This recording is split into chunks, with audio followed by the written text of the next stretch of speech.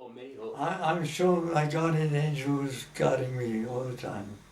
I'm sure of that.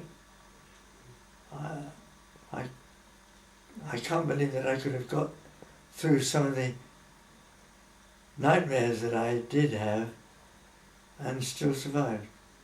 I've been shot up, coned in searchlights, force landed twice, lost, everything that could have happened to me.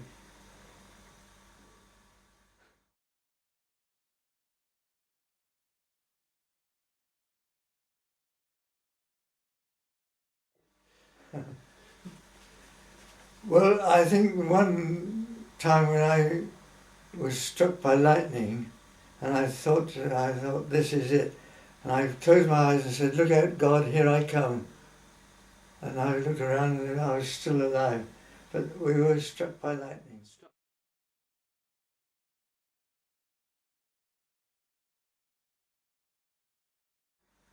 I came back from one trip where we'd been a particularly long trip, and over the French coast we were obviously running low on fuel, and I sent out a signal, "Mayday, Mayday," and they put all the searchlights pointing to Manston, about 50 or 60 first searchlights, all like that, and they cross over Manston. And all I had to do was to go and land at that point. I hadn't enough fuel in the tank to taxi off the runway, or taxi off the airfield. It wasn't a runway in those days. That was the sort of luck I had.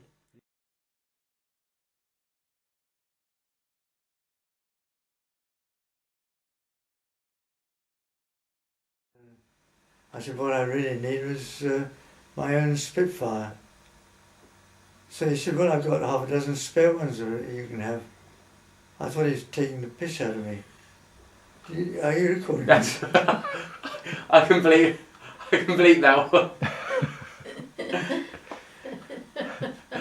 I can see this, you know. Anyway, at breakfast he said, "Are you coming up to my office after breakfast?" So I said, "Yes, sir." So he said, "We're going to find a nice Spitfire." I thought he was taking the mickey out of me. Anyway, he said, "Here's a nice one, you can have this one." They did. And so I said, "Well, I've never flown a Spitfire in my life." He said, "Can you ride a bicycle?" I said, "Yes." He said, "If you can ride a bicycle, you can fly a Spitfire." So get in. He showed me the tits and knobs. Excuse me, this is the language we spoke. Technical terms. And he said, "As long as you remember to lower your undercarriage when you're coming into land, you'll be all right." So I took off. It was so bloody easy. I mean, I found flying a Spitfire easier than riding a bicycle.